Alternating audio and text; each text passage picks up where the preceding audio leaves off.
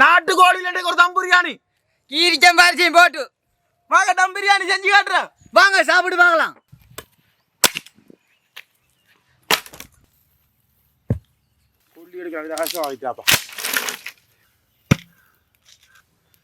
சட்டி சூடாக்குவோம் முதல்ல.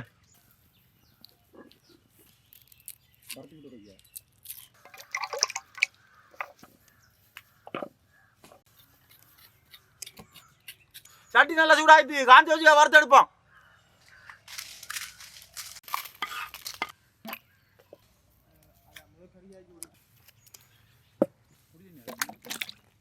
இஞ்சையும் பூண்டையும் அரைச்சி எடுப்போம்.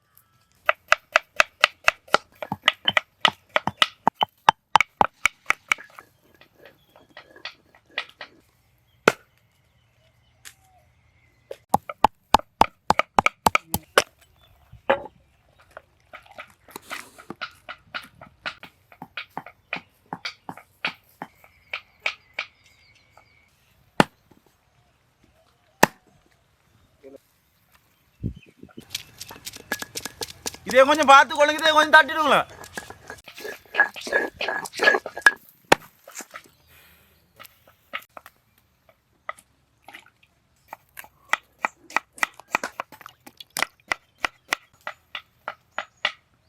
நல்ல சிவத்தை வச்சுக்க நல்ல காரமா இருக்கும்.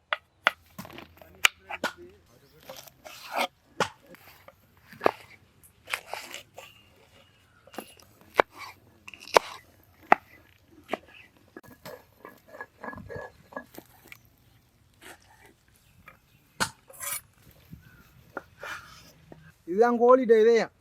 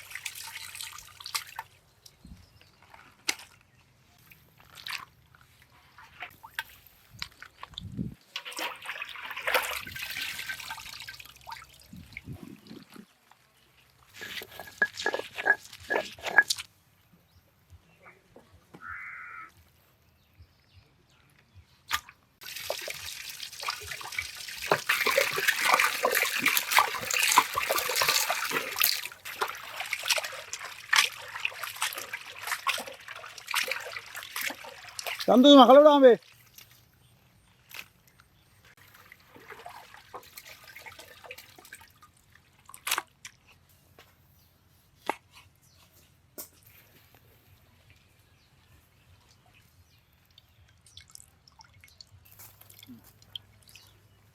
ஒன்று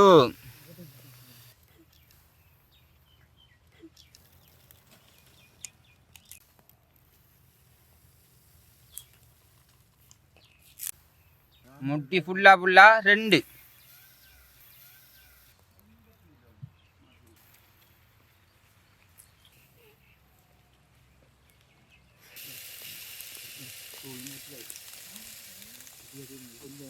நாலு முட்டி அரிசி இருக்கி. டம் பிரியாணி செஞ்சிருக்க சட்டி வைப்போம். சட்டி சூடாயிட்டு சுத்தமான பசினை.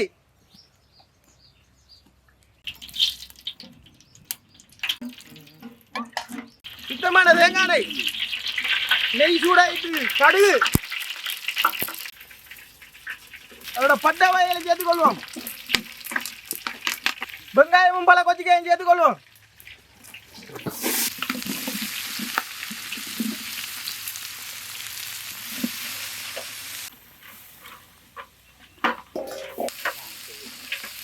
கருவேப்பிலை ரம்பை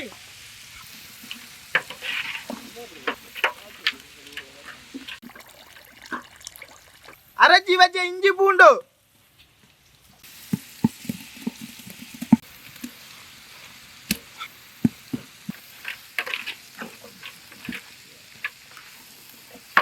இடிச்சு வச்ச பெருஞ்சீரகம் சிறுஞ்சீரகம்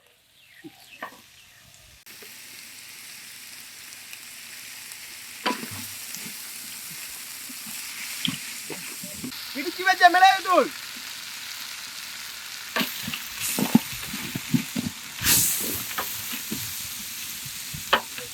நல்ல கட்டி தயிர்,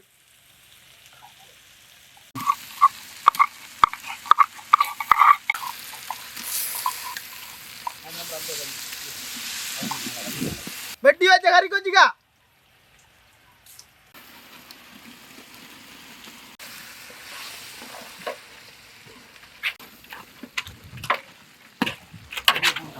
வெட்டி வச்ச தக்காளி பழம்,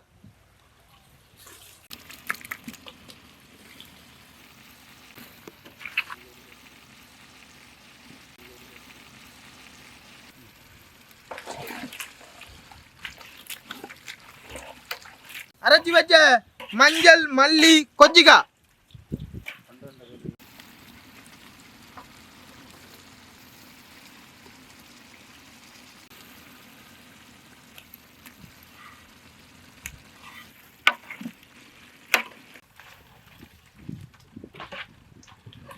அரிஞ்சி வச்ச நாட்டுக்கோழி இறைச்சி,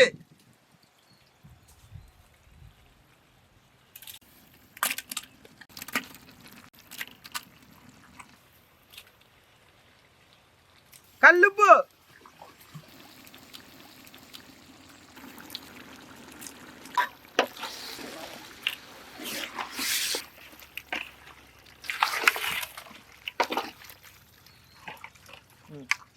புளிஞ்சி வச்ச தேசி புளிச்சார்,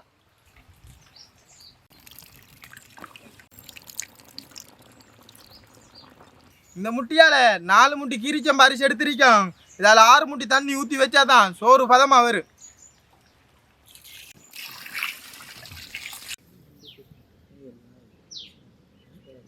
அஞ்சு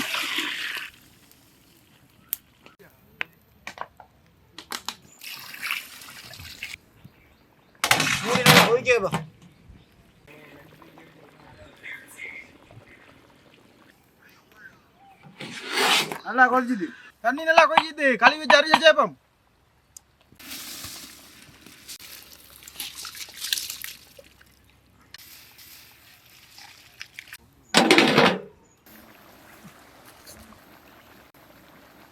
தண்ணி அரிசியும் ஒரே மட்டத்துக்கு வந்துட்டு வறுத்த முந்திரியம் பருப்பு கருவேப்பிலை சேர்த்துக்கொள்வோம். ஹெல்மெட் மட்டும் மறந்துடாதீங்க.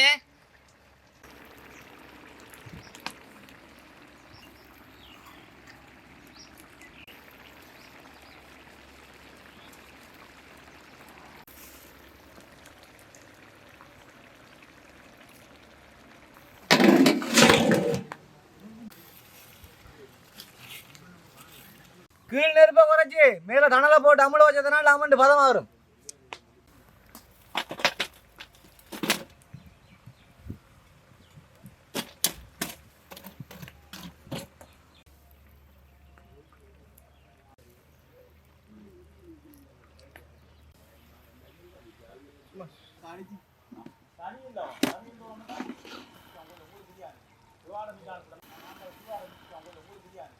சோறு அமுன்ற பருவத்துக்கு வந்தது. கொஞ்சம் பசினையும் சேர்த்துக்கொள்வோம்.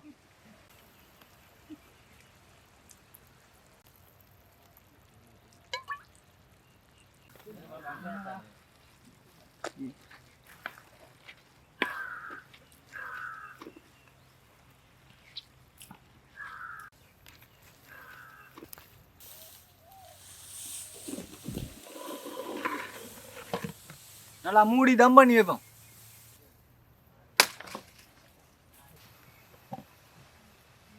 சோறு நல்லா அமுன்றி இறக்கி எடுத்தா சரி.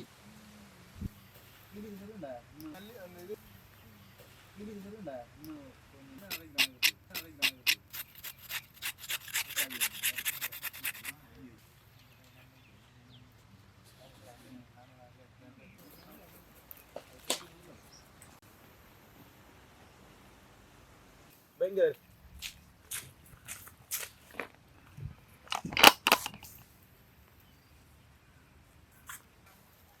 அப்படி அப்படி வைங்க வைங்க.